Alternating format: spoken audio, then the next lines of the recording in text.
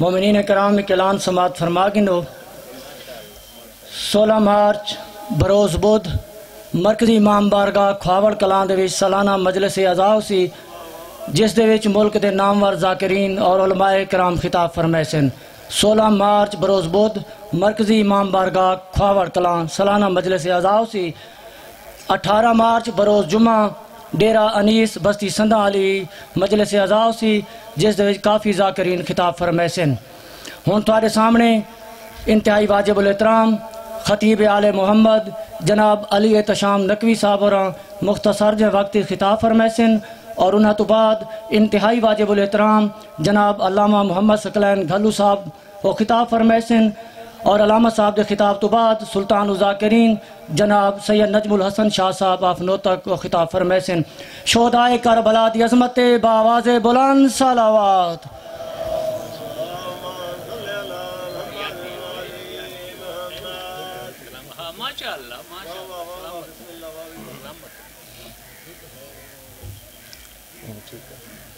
نعرہ تکبیر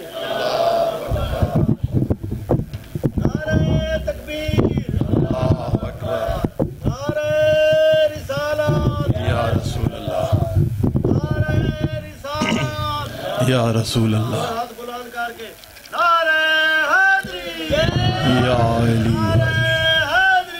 یا علی علیہ السلام اللہم صلی علی محمد وآل محمد اعوذ باللہ من النار ومن غضب الجبار القہار ومن شر الکفار العزت للہ الواحد القہار اعوذ باللہ من الشیطان الرجیم بسم اللہ الرحمن الرحیم رب اشرح لی صدری ویسر لی امری واحلل عقدۃ من لسانی یفقہ قولی الحمد للہ الذی لا یبلغ مدحتہ القائلون ولا يحصي نعماءه العادون ولا يؤدي حقه المجتهدون الذي لا يدركه بعد الحمم ولا يناله غوص الفتن الذي ليس لصفته حد محدود ولا نعت موجود ولا وقت معدود ولا أجل ممدود فطر الخلائق بقدرته ونشر الرياح برحمته والصلاة والسلام على رسوله المسدد المصطفى الأمجد المحمود الأحمد سیدنا و مولانا و مولا الکونین جد الحسن والحسین آنی ابو القاسم محمد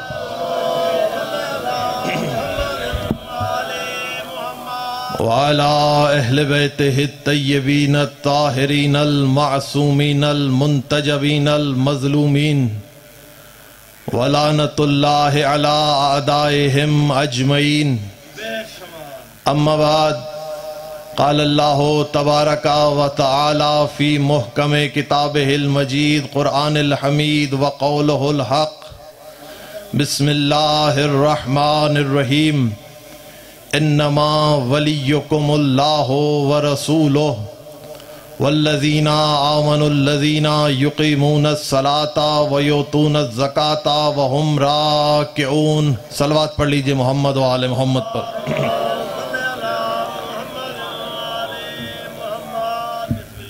دعا گو ہیں اس خالق لم یزل لا یزال کی بارگاہ میں کہ اللہ آپ تمام صاحبان کا یہاں پر چل کے آیا اپنی بارگاہ میں قبول و مقبول فرمائے. بانیان کا یہ فرش بچھانا، ہمارا ذکر کرنا، آپ کا سننا عبادت میں شمار فرمائے. ان کے گھروں پر اور آپ کے گھروں پر اپنی رحمتوں برکتوں کا نزول فرمائے. اور ہمارے ان مجالس کے حقیقی آقا و مولا امام زمان کے ظہور میں تعجیل فرمائے، اور بحق امام زمانہ ہماری دعاؤں کو اللہ اپنی بارگاہ میں قبول فرمائے۔ اپنی دعاؤں کی قبولیت کے لیے بآواز بلند صلوات پڑھ لیجیے۔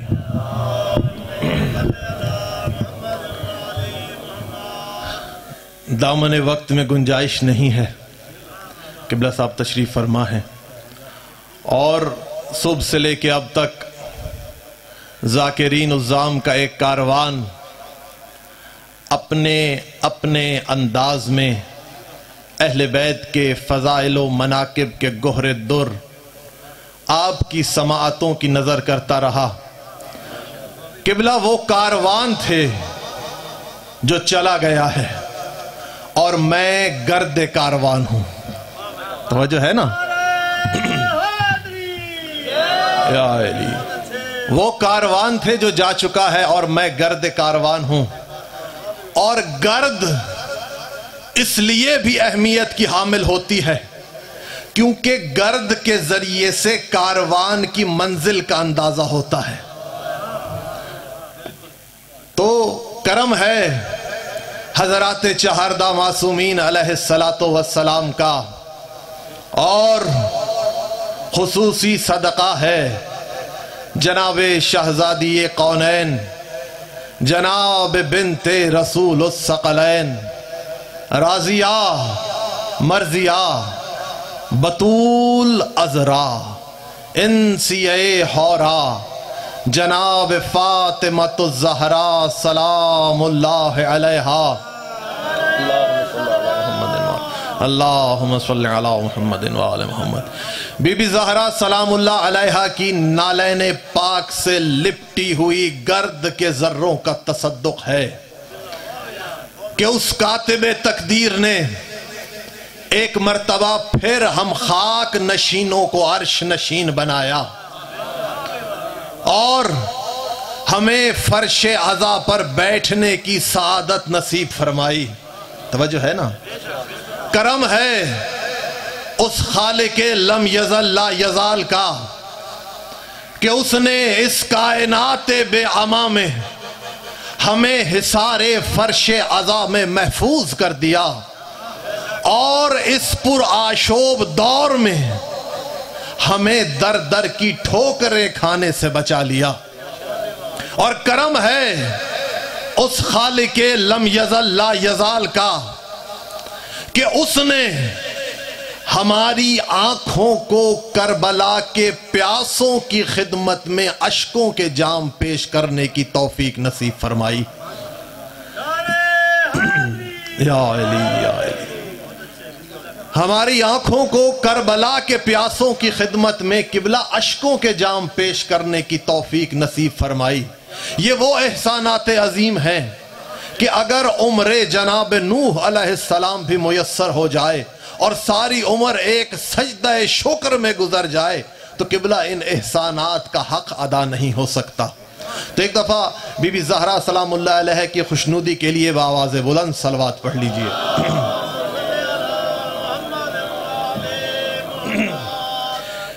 پہلا ہی استقبالیہ فقرہ آج کی اس مجلس کا آپ کی بیدار سماعتوں کی نظر کرنے لگا ہوں کہ قبلہ علی سے محبت کرنے کے لیے بہت بیدار ہو کر چند لمحے پڑھنا ہے کہ علی سے محبت کرنے کے لیے شیعہ ہونا شرط نہیں ہے۔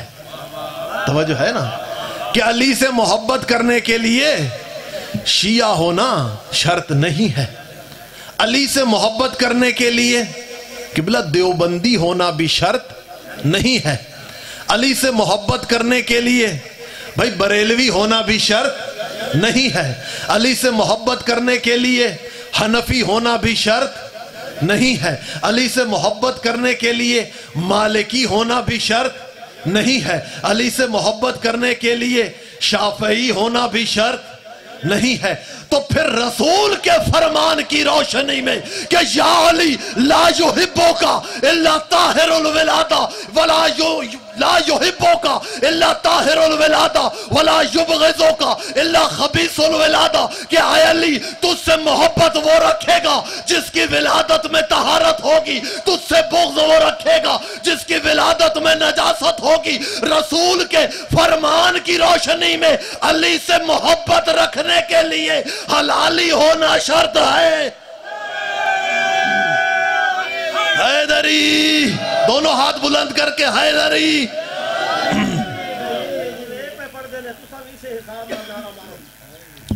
مولا سلامت رکھے یا علی۔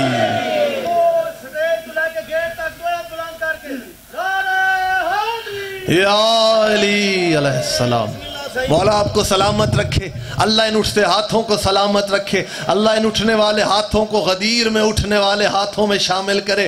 تو آپ کے اس جذبہ ایمانی کو دیکھ کر، آپ کی بیدار سماعتوں کو دیکھ کر چند اشعار آپ کے بہترین ذوق سماعت کی نظر کرنے جا رہا ہوں کہ یہ جو ابھی مجھ سے پہلے مرید کے صاحب پڑھ رہے تھے کہ فرید کے نام تھا ان کا، وہ کہہ رہے تھے کہ یہ جو خوشی ہوتی ہے نا تو چہرے سے پتہ چل جاتا ہے کہ بندہ خوش ہے یا بندہ پریشان ہے۔ تو آپ کے چہرے جو علی کا نام سن کے کھل اٹھتے ہیں، اس کے پیچھے وجہ کیا ہے؟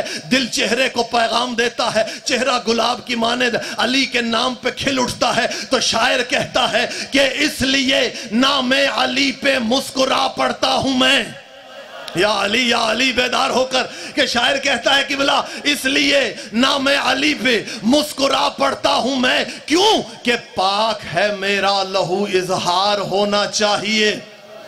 توجہ کہ اس لیے نام علی پہ مسکرا پڑتا ہوں میں کہ پاک ہے میرا لہو اظہار ہونا چاہیے، اور ہر کسی کو دولت حب علی ملتی نہیں، کہ ہر کسی کو دولت حب علی ملتی نہیں، پہلے ماں کو صاحب کردار ہونا چاہیے۔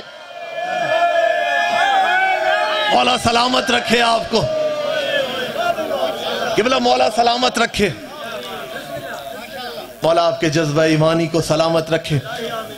دامن وقت میں گنجائش نہیں ہے، دل بہت تھا، پر جلدی مضمون کو سمیٹتا ہوں۔ قبلہ یہ جو میں نے آیت آپ کے سامنے پڑھی، اللہ فرما رہا ہے کہ انما ولیکم اللہ والرسول، ایک اللہ تمہارا ولی ہے، ایک اس کا رسول تمہارا ولی ہے، اور وہ صاحبان ایمان تمہارے ولی ہیں جو حالت رکوع میں زکوٰۃ دیتے نظر آئیں۔ توجہ ہے نا؟ اور وہ صاحبان ایمان تمہارے ولی ہیں جو حالت رکوع میں زکوٰۃ دیتے نظر آئیں۔ قبلہ اس آیت پہ تمام مفسرین کا اتفاق ہے، اتحاد ہے کہ یہ آیت قبلہ اس وقت نازل ہوئی جب علی علیہ السلام نے حالت رکوع میں فقیر کو زکوٰۃ دی۔ سب کا اتفاق ہے نا؟ پر یہاں پر ایک اعتراض کرنے والا اعتراض کرتا ہے، وہ کہتا ہے کہ علی کے بارے میں سب نے لکھا ہے کہ علی کوئی عام نمازی نہیں تھے، ایک جنگ میں علی کے پاؤں میں تیر لگا اور تیر اس طرح لگا کہ ہڈی کے پار ہو گیا۔ اصحاب کرام نے اس تیر کو نکالنا چاہا تو رسول اکرم نے منع فرمایا۔ قبلہ رسول نے کہا کہ جب علی نماز پڑھیں اور سجدے میں جائیں اس وقت تیر کو نکال لیا جائے۔ تو روایت بتاتی ہے کہ علی نے نماز پڑھی، علی سجدے میں گئے تو تیر کو نکالا گیا، علی کو پتہ نہیں چلا۔ تو اب وہ اشکال کرنے والا، اعتراض کرنے والا اعتراض کر رہا ہے کہ جب علی ایسے نمازی ہیں کہ علی کے پاؤں میں تیر لگا ہوا ہو، اس کو نکال لیا جائے، اس علی کو پتہ نہ چلے، تو اس علی نے فقیر کی آواز کو کیسے سنا اور کیسے اسے خیرات دی؟ تو جو ہے نا، اعتراض تو ہے نا کہ بھائی جب علی کے پاؤں میں تیر لگا ہوا ہو اسے نکال لو، علی کو پتہ نہیں چلتا، تو علی نے فقیر کی آواز کو کیسے سنا اور کیسے اسے خیرات دی؟ اب اشکال کرنے والے نے، اعتراض کرنے والے نے جس نیت سے اعتراض کیا ہے، اعتراض میں دم ہے، پر اس کی غلطی یہ ہے کہ اس نے روایت کو صحیح طرح نہیں پڑھا۔ روایت یوں ہے کہ فقیر آیا، اس نے صدا دی کہ ہے کوئی اللہ کا بندہ مجھے خیرات دینے والا۔ پہلی دفعہ مولا نے نہ کچھ سنا ہے نہ فقیر کو خیرات دی ہے، بہت توجہ۔ اب دوسری دفعہ فقیر نے صدا دی کہ ہے کوئی اللہ کا بندہ مجھے خیرات دینے والا۔ کہ بلا اب دوسری مرتبہ بھی نہ مولا نے نہ کچھ سنا ہے نہ فقیر کو خیرات دی ہے، لیکن اب تیسری مرتبہ یہ فقیر دنیا والوں سے نہیں مانگ رہا بلکہ اللہ سے شکایت کر رہا ہے کہ اے اللہ گواہ رہنا تیرے نبی کی مسجد سے خالی جا رہا ہوں۔ تو جب اللہ سے شکایت کی تو جو علی اللہ کے ہاں پہنچا ہوا تھا سن لیا اور فقیر کو خیرات دے دی۔ یا علی یا علی یا علی یا علی، قبلہ جو علی اللہ کے ہاں پہنچا ہوا تھا اس نے سن لیا اور فقیر کو خیرات دے دی۔ اور رسول نے فرمایا کہ علی عین اللہ ہے، علی کی آنکھ اللہ کی آنکھ ہے، علی اذن اللہ ہے، علی کے کان اللہ کے کان ہیں، علی لسان اللہ ہے، علی کی زبان اللہ کی زبان ہے، علی وجہ اللہ ہے، علی کا چہرہ خدا کا چہرہ ہے۔ پر قرآن کیا کہہ رہا ہے؟ قرآن یہ کہہ رہا ہے کہ اللہ تو وہ ہے جو چہرے سے پاک ہے، اللہ کا کوئی چہرہ نہیں ہے۔ تو بھائی پھر علی وجہ اللہ کیسے؟ علی کیسے اللہ کا چہرہ ہوئے؟ قرآن کہہ رہا ہے اللہ تو وہ ہے جو زبان سے پاک ہے، تو علی لسان اللہ کیسے؟ اللہ تو وہ ہے جو کانوں سے پاک ہے، تو علی اذن اللہ کیسے؟ اللہ تو وہ ہے جو آنکھوں سے پاک ہے، تو علی عین اللہ کیسے؟ اعتراض تو ہے نا، بنتا ہے نا، اس کا جواب دیے دیتے ہیں۔ ایک دفعہ صلوات پڑھ لیجئے محمد و آل محمد پر، صلی علی محمد و آل محمد۔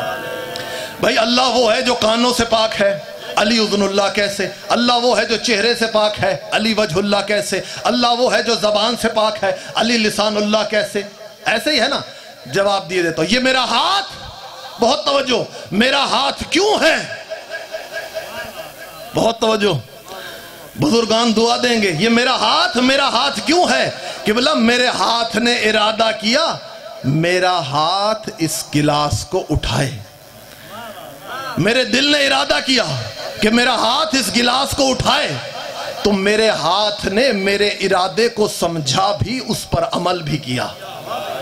توجہ ہے نا بھائی، میرے دل نے ارادہ کیا کہ میرا ہاتھ اس گلاس کو اٹھائے، تو میرے دل کے ارادے کو میرے ہاتھ نے سمجھا اور اس پر عمل بھی کیا۔ اب ساری مجلس ارادہ کرتا رہوں کہ یہ سجاد بھائی اس گلاس میں پانی ڈال دیں، ساری مجلس ارادہ کرتا رہوں گا، نہ سجاد میرے ارادے کو سمجھے گا نہ اس پر عمل کرے گا، تو پتہ چلا نا میرا ہاتھ وہ ہے جو میرے ارادے کو سمجھے بھی اس پر عمل بھی کرے، میری آنکھ وہ ہے جو میرے ارادے کو سمجھے بھی اس پر عمل بھی کرے، میری زبان وہ ہے جو میرے ارادے کو سمجھے بھی اس پر عمل بھی کرے۔ تو علی ابن ابی طالب ارشاد فرماتے ہیں جیسے تمہارے اعضاء تمہارے ارادے کو سمجھتے ہیں ویسے میں علی اللہ کے ارادے کو۔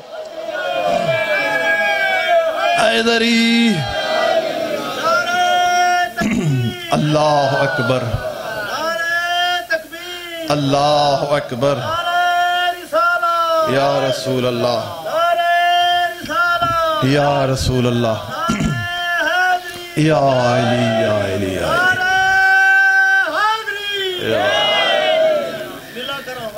توجہ ہے، پچھلے محلے والے بیدار ہیں نا؟ تو بھائی اس لیے مولا علی ید اللہ ہے، اس لیے مولا علی اذن اللہ ہے، اس لیے مولا علی عین اللہ ہے، اس لیے مولا علی لسان اللہ ہے۔ تو قبلہ یہ علی کو عزت دی ہے اللہ نے۔ ایک اور آیت آپ کے سامنے پیش کرتا ہوں۔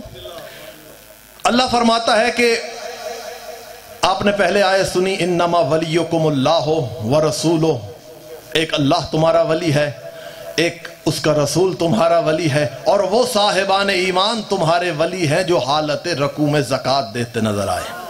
ایسا ہی ہے نا.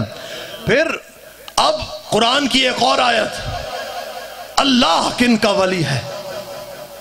اللہ ولی الذین آمنوا یخرجہم من الظلمات الی النور، کہ اللہ ان کا ولی ہے جو صاحبان ایمان ہیں. پر اللہ جب ان کا ولی ہے تو اس کے بعد کرتا کیا ہے؟ یخرجہم من الظلمات الی النور، کہ جب اللہ اس کے بعد ان کو ظلمت کے اندھیروں سے نکال کر نور کی اور ایمان کی روشنی میں لے جاتا ہے.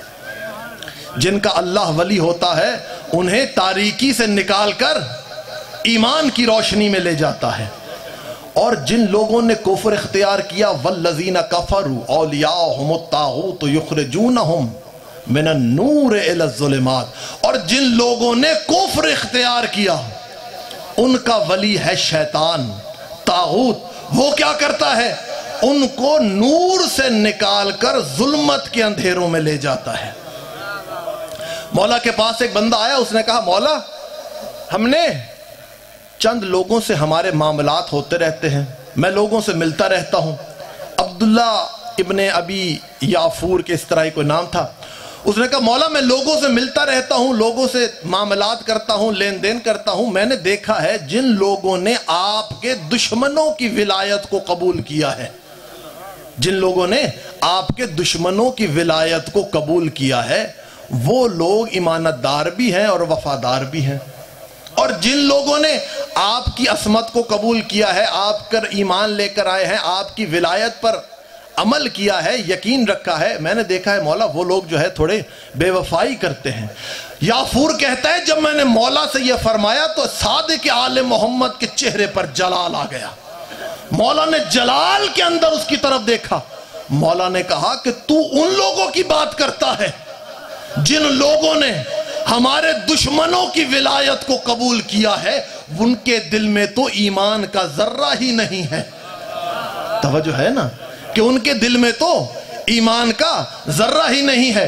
مولا نے کہا کہ تو نے قرآن کی وہ آیت نہیں سنی؟ کہا مولا کون سی آیت؟ کہا انما ولیکم نا ان اللہ ولی الذین آمنوا یخرجہم من الظلمات الی النور، کہ جن لوگوں نے ہمارے دادا علی کی ولایت کو اقرار کیا اللہ نے انہیں ظلمت کے اندھیروں سے نکال کر ایمان کی روشنی میں لے آئے. اور جن لوگوں نے ہمارے غیر کی ولایت کا اقرار کیا ان کا ولی ہے طاغوت، ان کا ولی ہے شیطان. شیطان کیا کرتا ہے؟ انہیں نور کے اندھیروں سے نکال کر، نور کی روشنی سے نکال کر طاغوت کے اندھیروں میں لے جاتا ہے.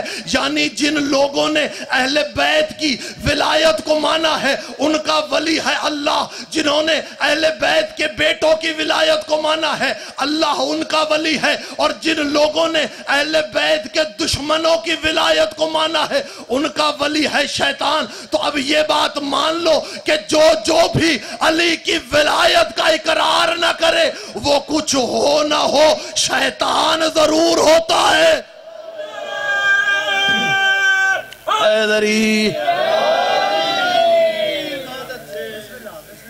بس دو جملے مصائب کے. آغا صاحب تشریف فرما ہے، تفصیل سے آپ کو مصائب سنائیں گے. آج سے قریباً 100 سال پہلے کی بات ہے. آیت اللہ مرزا حسن شیرازی کے گھر مجلس ہو رہی تھی. وہاں پر مجلس پڑھتے پڑھتے ایک بہت بڑے نجف کے واعظ مجلس پڑھ رہے تھے. اس نے مجلس پڑھتے پڑھتے ایک جملہ کہا کہ علی کی بیٹی شرابی کے دربار میں آ گئی. علی کی بیٹی شرابی کے دربار میں آ گئی. مرزا حسن شیرازی نے کہا واعظ رک جا، ابھی اس جملے کا حق ادا ہونے دے. روتے روتے بے ہوش ہو گئے. جب ہوش آیا نا پوچھا کہ کیا ہوا؟ برداشت نہیں کر سکے. کہا میں یہ سوچ کے بے ہوش ہو جاتا ہوں کہ جب مجھ سے اب برداشت نہیں ہو رہا تو 1400 سال پہلے سجاد نے کیسے برداشت کیا ہوگا. علی کی بیٹی کجا، شرابی کا دربار کجا۔ عزادارو، جو بی بی اپنے بھائیوں کے سامنے بن چادر نہیں آتی تھی، جو بی بی اپنے بابا کے سامنے بغیر چادر کے نہیں آتی تھی، اس کو شرابی کے دربار میں لایا جا رہا ہے۔